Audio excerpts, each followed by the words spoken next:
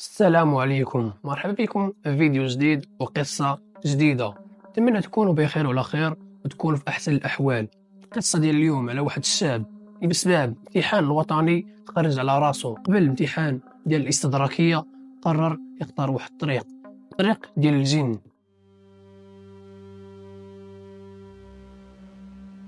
اختار يدخل لواحد العالم اللي عنده باب واحد، باب ديال الدخول.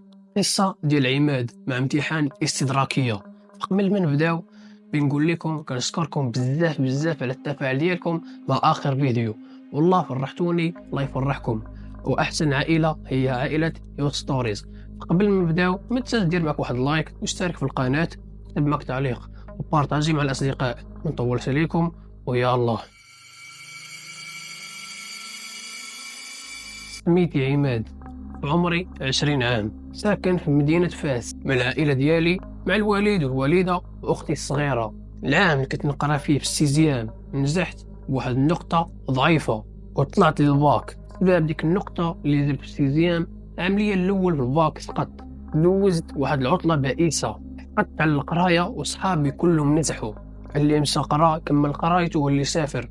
إلا أنا دوزت العطلة كلها في الدار. ثاني عام ليا في المدرسة دخلت ناوي نجمع راسي وننجح ونقرا مزيان ونفرح والديا ونفرح راسي. الدورة الأولى دازت وجبت نقطة زوينة. بدات الدورة الثانية. في الأواخر ديال الدورة الثانية كنت لاعب في حصة ديال السبور القفز طولي. جات نوبتي وانا نجري وانا ننقز، ولكن رجليا تلوات وانا نطيح. واحد الألم لا يوصف. جا الأستاذ ومشينا الإدارة، من ثم وصلني نيسان للسبيطار. قال لي الطبيب باللي العظم ديال رجليك تفك على العظم الاخر، ومع خاصك تلعب ولا تدور سيمانه. وانا نقول ليه المدرسه قربت تكمل والوطن يقرب، شنو غندير؟ قال لي قرا عن بعد. داكشي اللي درت. استاذ ديال السبور دوا لي مع الاداره وقال لهم باللي ما خصوش يتمشى بزاف.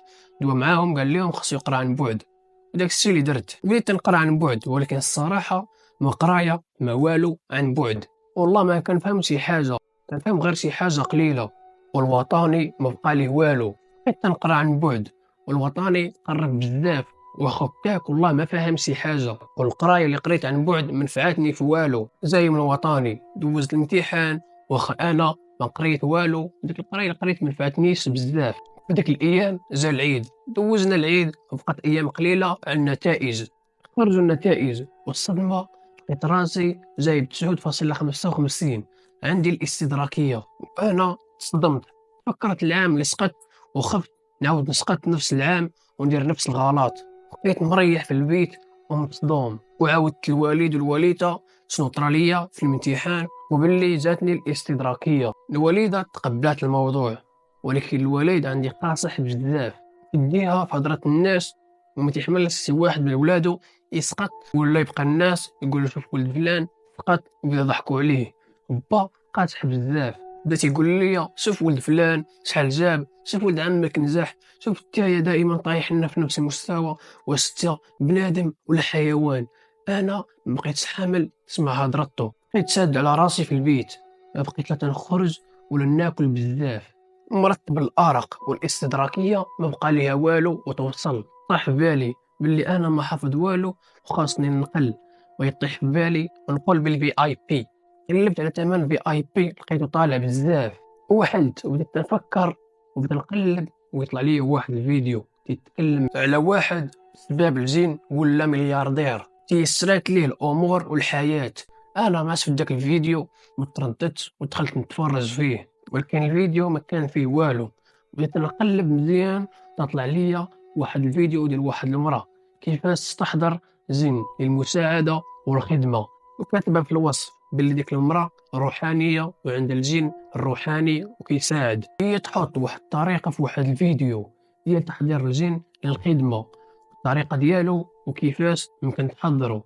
انا ما ترددتش ودخلت الفيديو في البلاصه وبديت نتفرج، وانا بداك الخوف من الوالد ما قررت باللي هذا الشيء خطر ولا كان في امري باللي نجح وصافي. المهم قالت ديك المراه في ديك الفيديو خاصك فروج كحل، وداك الفروج ذبحو وسط واحد الدائره وسطها نجمه سداسيه، ونقول شي طلاسم باش تحضر داك الجن.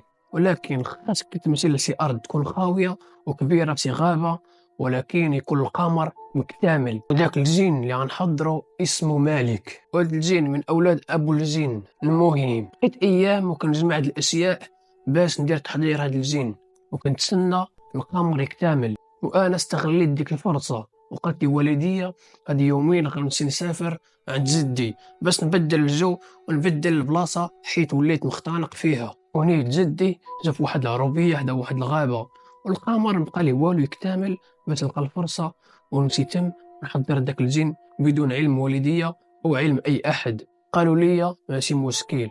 أنا مشيت جمعت حوايجي وهزيت داك الشي اللي شريت، سافرت عند جدي ودوزت عنده النهار الأول. نتسنى القمر يكمل باش النهار الثاني نبدا في تحضير الجن.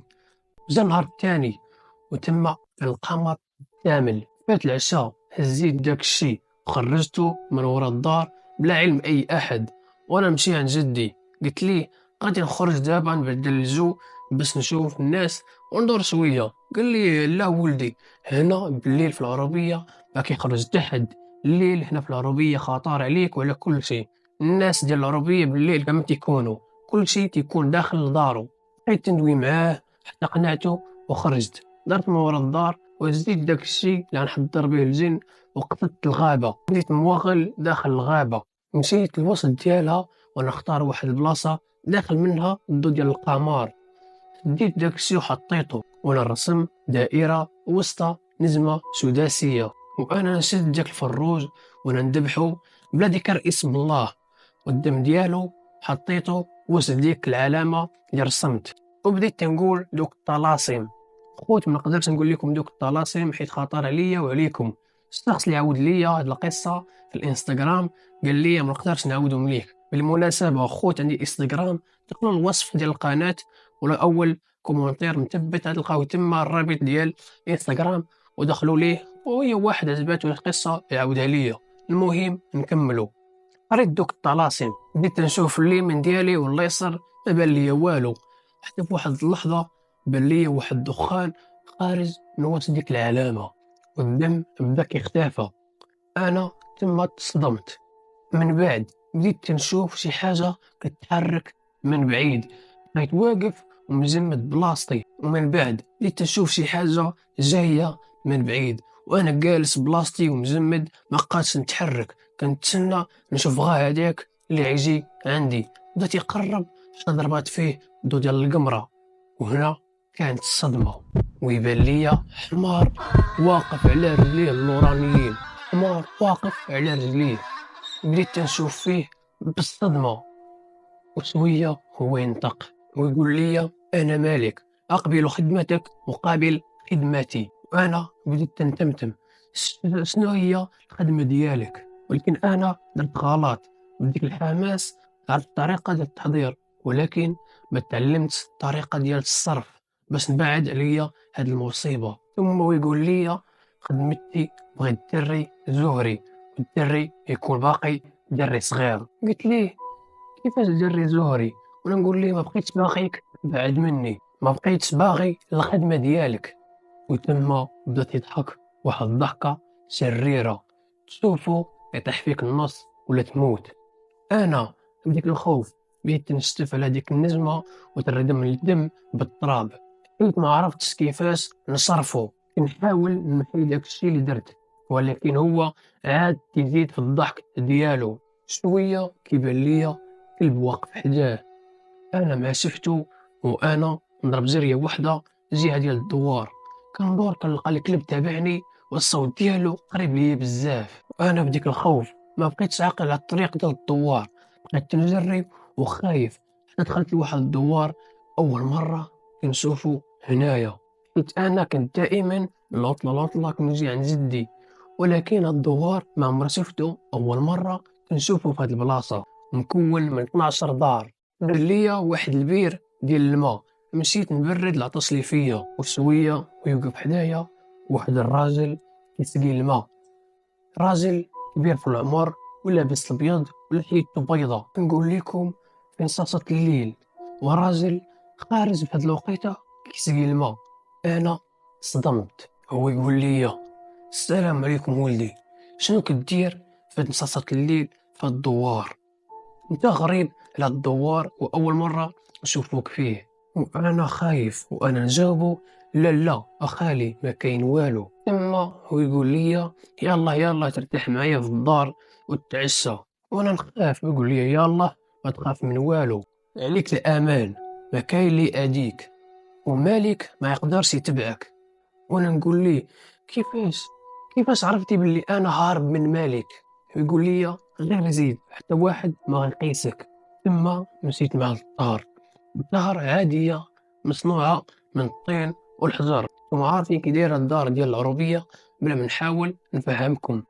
دخلت مع الدار حط ليا واحد الطاجين على قد الحال، قال لي مرحبا بيك. قلت لي انا ما نقدرش ناكل. وانا نقول ليه كيفاش عرفتي باللي مالك انا هرب منه؟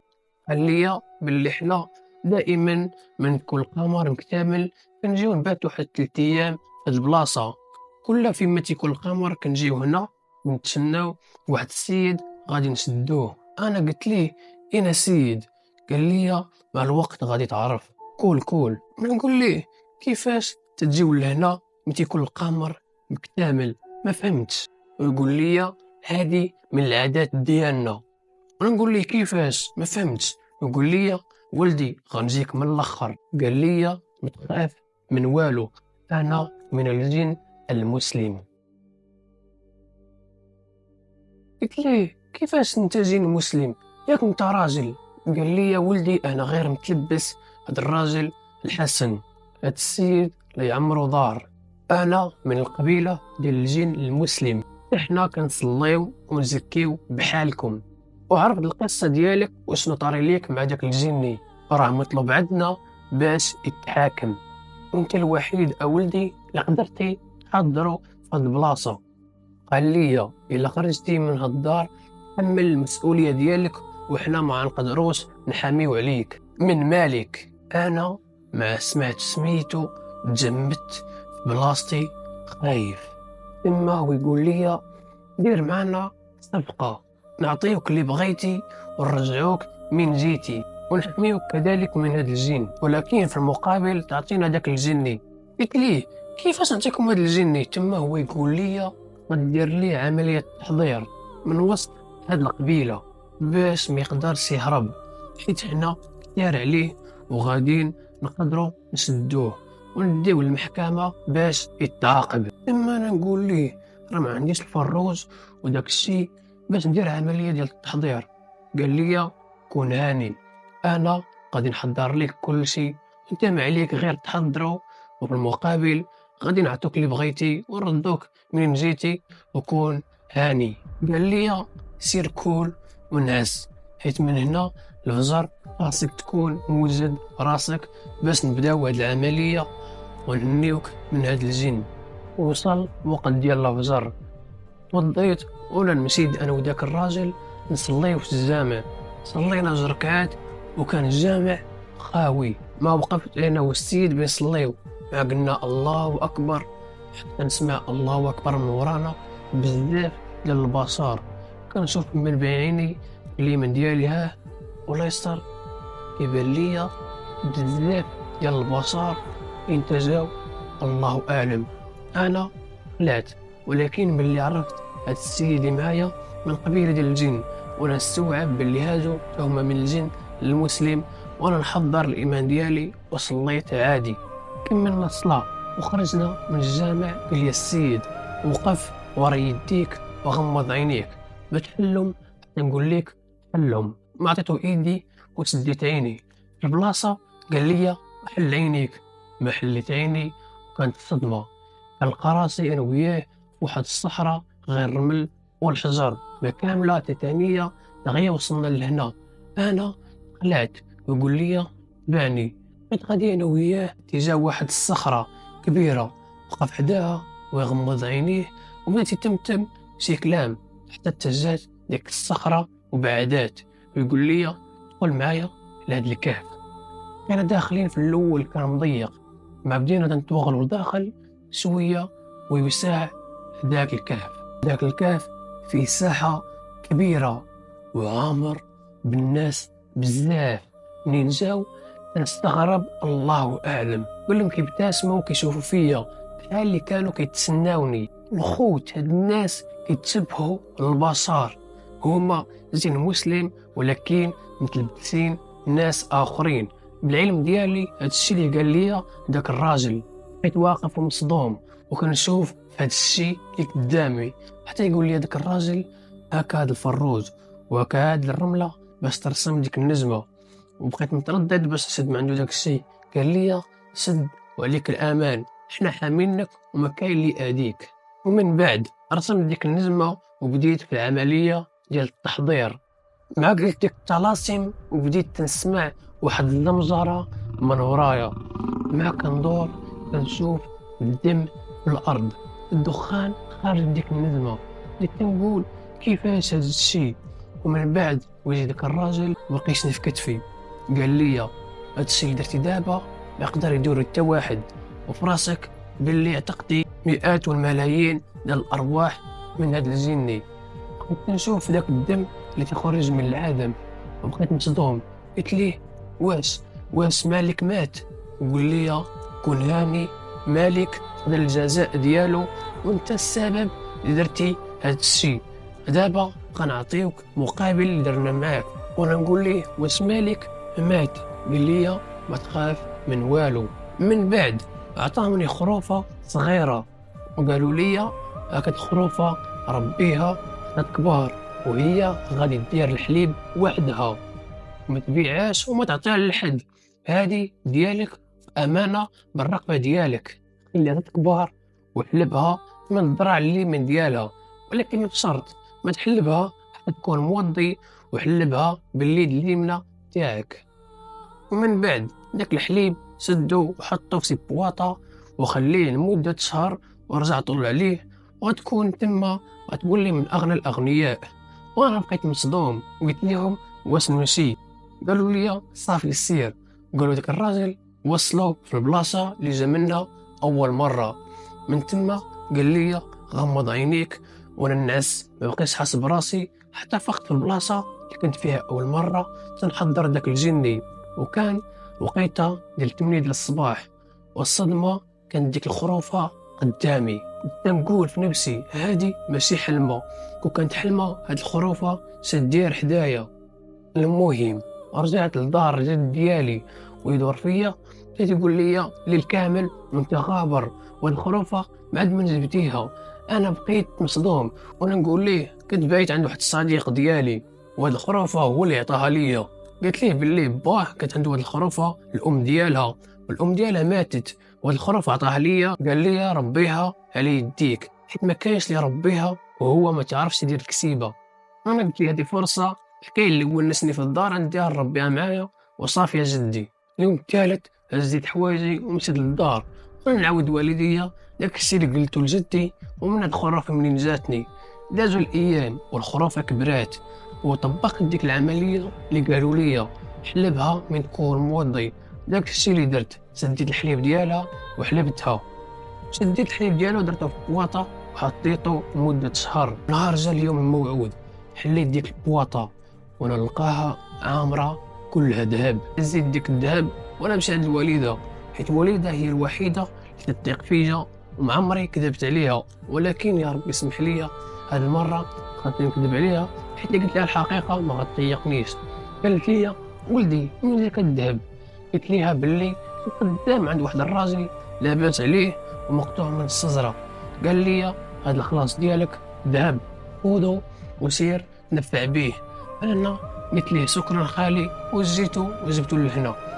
كانت الوالده والوالد ديالي هم مصدومين فيا، ولكن نساو الامر. بيوم بيوم حياتنا الحمد لله تبدلات من الفقر للغنى. هنا وصلنا للاخر ديال القصه. هاد القصه عاود لي واحد الشخص قال لي باللي هاد القصه مقتطفه من احداث حقيقيه. نشكركم كاملين يا احسن عائله على التفاعل ديالكم وعلى اخر فيديو تفاعلتوا فيه. شكرا لكم بزاف بزاف، والله واخا نبقى نحلف من اليوم حتى الغدا ما نقدرش نرد لكم الجميل ديالكم. شكرا لكم بزاف. الا وصلتي لهنا ما تنساش دير معك واحد اللايك واشترك وبارطاجي الفيديو مع الاصدقاء كتب معاك واحد التعليق. نلقاو إن شاء الله في فيديو جديد، ومع السلامة.